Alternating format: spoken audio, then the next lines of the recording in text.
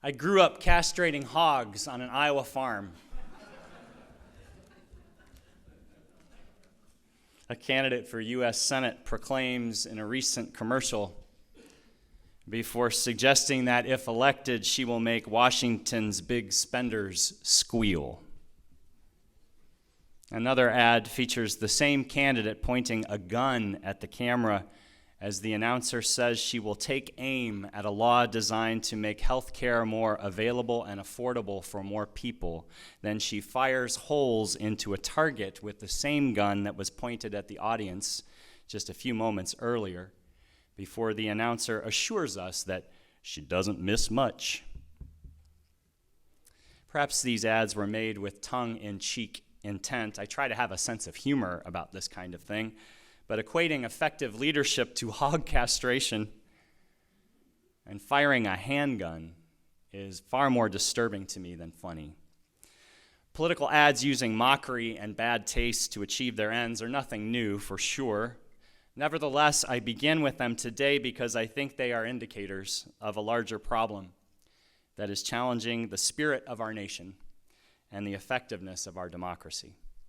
The problem is that too much of our most public political discourse these days, or what we call discourse, has become violent in spirit, filled with a rage that is anything but benevolent, anything but holy. Too much of our discourse seeks to inspire outrage and distrust. In short, too much of our discourse aims to castrate those who do not share our views. This outrage is modeled for us, of course, by our public opinion media, and sadly, too many of us fall for its manipulations too often. Authors of a recent book entitled The Outrage Industry, which examines the impact of this media in the creation of an all too common American incivility, have found that up to 47 million of our fellow citizens receive their political news, at least in part, from media sources which employ regularly practices of outrage, including mockery, misrepresentative exaggeration, insulting language, name-calling. The authors acknowledge that while the most extreme examples are found in conservative television and talk radio, liberal pundits deliver their share of outrage too.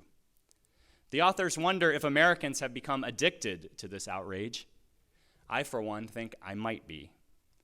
It is, after all, a dangerous drug. I know I watch more cable news than I probably should. Usually, I view the programs that I know will confirm my bias against the perspectives of the other side. Sometimes I even turn on the shows that I know are going to make me mad because the pundits are outraged at my perspective. Either way, I'm exposed to outrage, and I'm lured into thinking that outraged is the way I am meant to be, that that's what makes me an American. The outrage seems productive in that it makes me feel right and righteous. It makes me feel like I'm on a winning team of thoughtful, engaged people with clear answers to complicated problems. But over time, the daily doses of outrage take their toll. They leave me feeling like people on the other side are not people at all. They leave me feeling that to be outraged about difference, is more important than to be engaged with difference. And so they keep me out of relationship, and they leave me feeling despair for our nation. What can change, after all, when so many of those people are so hopeless?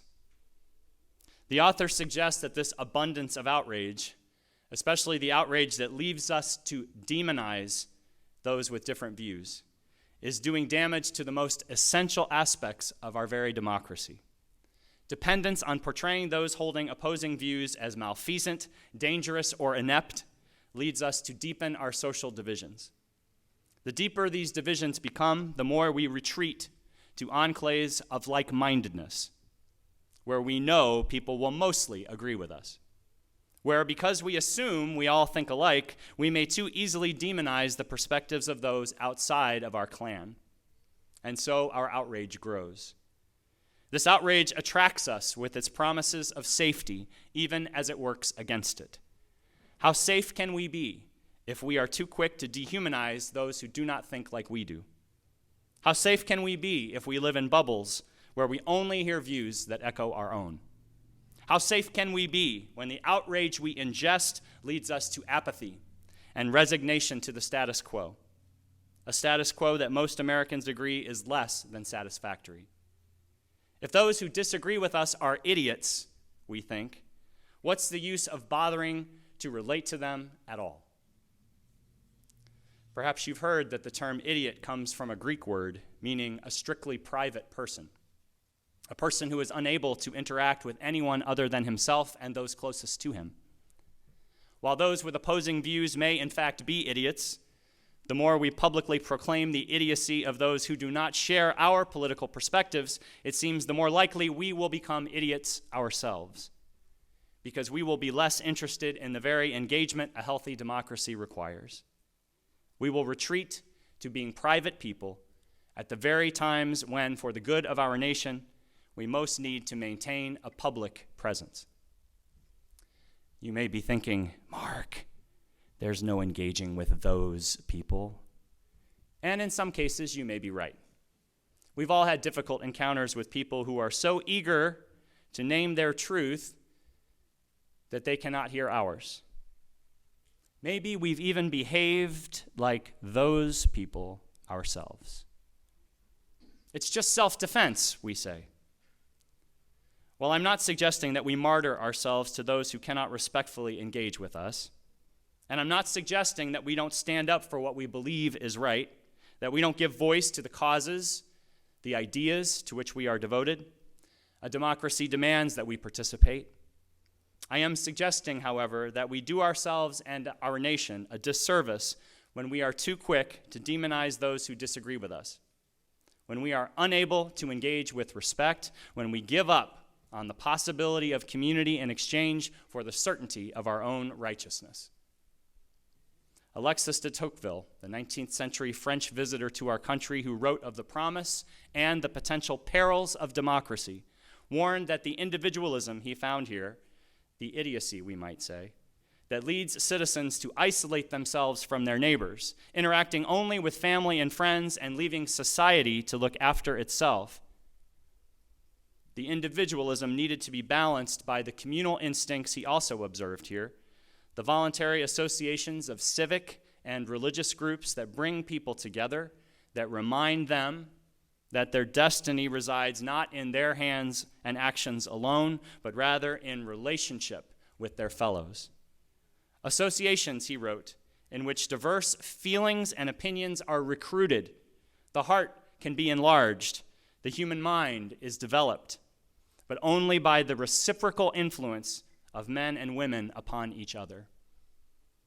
Nearly 200 years after Tocqueville's warning, the challenge remains balancing these two essential components of democracy, our independence and our interdependence. And our habits of stoking outrage, disconnection, and distrust don't help us achieve that balance.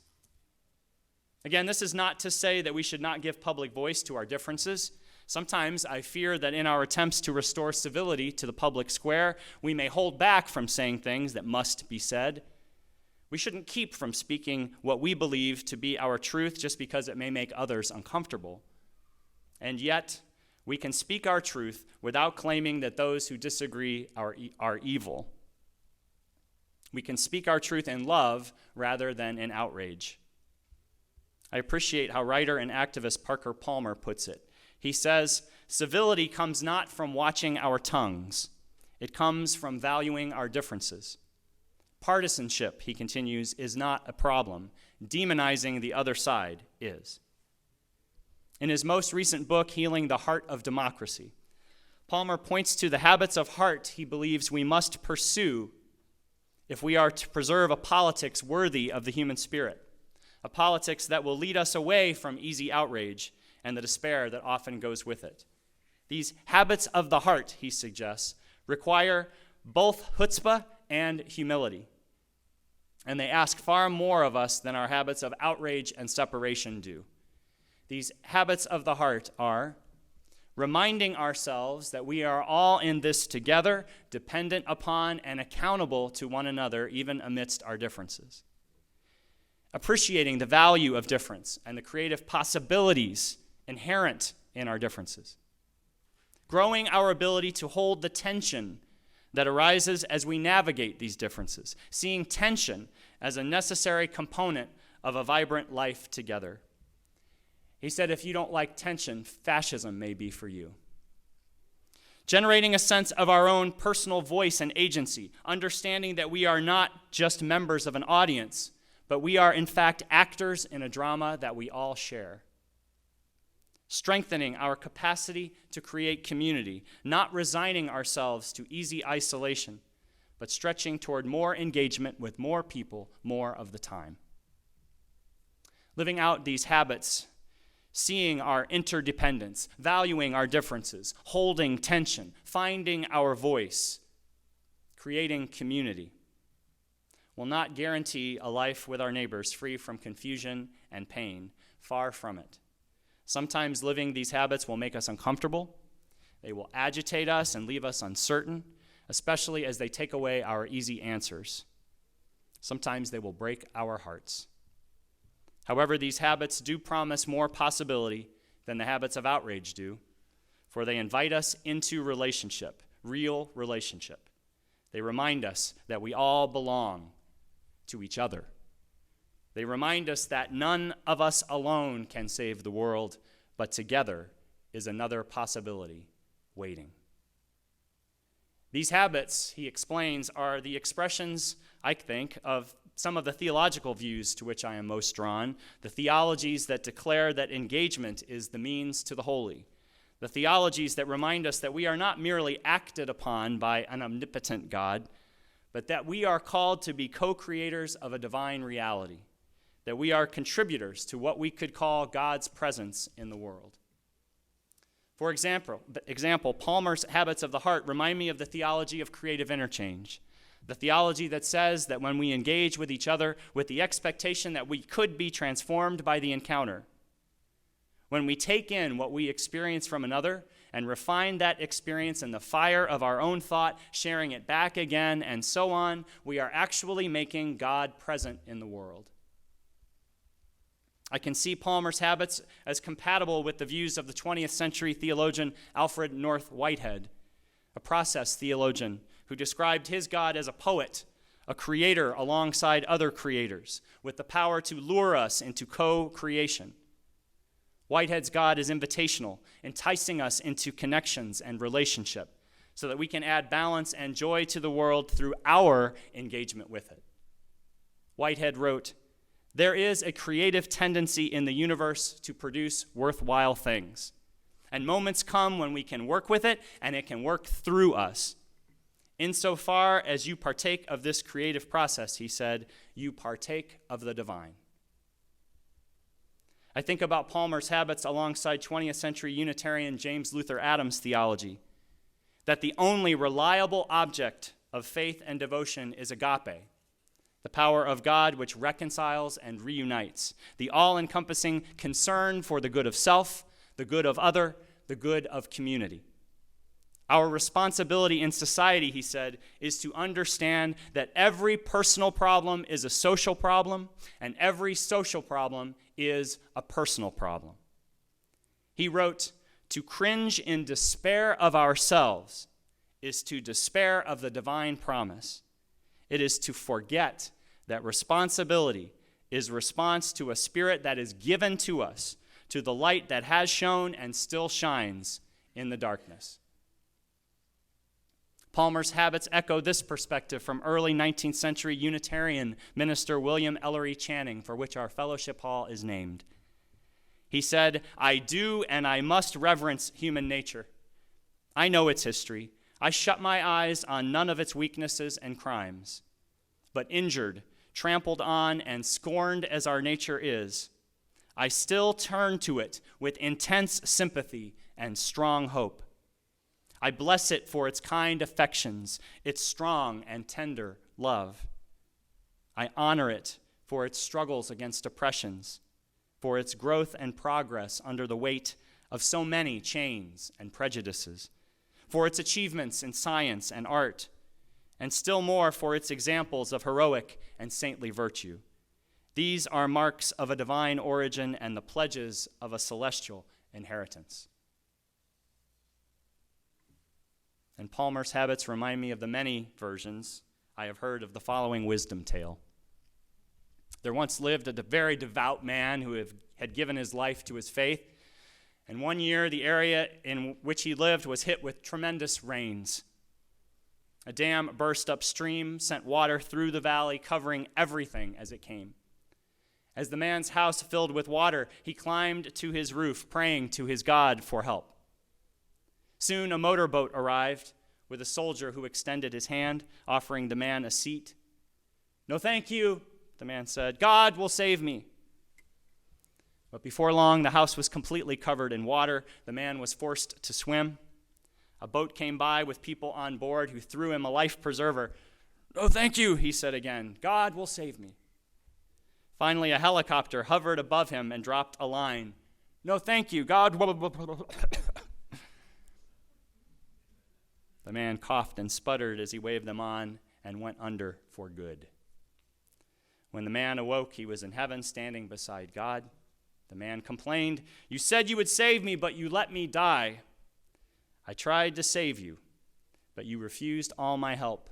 "No, I didn't. Look, I sent you a motorboat, a life preserver, and a helicopter. If that's not help, I don't know what is." Now, we don't have to believe in a God who will greet us in heaven to get to the point of this story. The water that threatens to drown us is our own disconnection from each other. And the outrage we stoke makes that disconnection even more deadly. The opportunities to save ourselves are right in front of us, just as they have always been. They arrive in the creative possibilities of relationship with our fellow humans, challenging and heartbreaking though they may be. They arrive in our willingness, our choice, to not cling to our preconceptions and self-righteousness, and to give ourselves to the divine reality that we help make real in the world by how we choose to relate to one another with both chutzpah and with humility. They arrive when we seek to bless the world by giving ourselves to creative interchange, to agape, to creative process, to love. The 13th century Persian poet Hafiz wrote, "Out of a great need, we are all holding hands and climbing. Not loving is a letting go. Listen, the terrain around here is far too dangerous for that." This world is far too dangerous for too easy outrage. So let's let go less often and reach for each other instead. Let's choose to create a redemptive history together. Let's choose the best that we can to bless the world. We have too much to lose if we don't.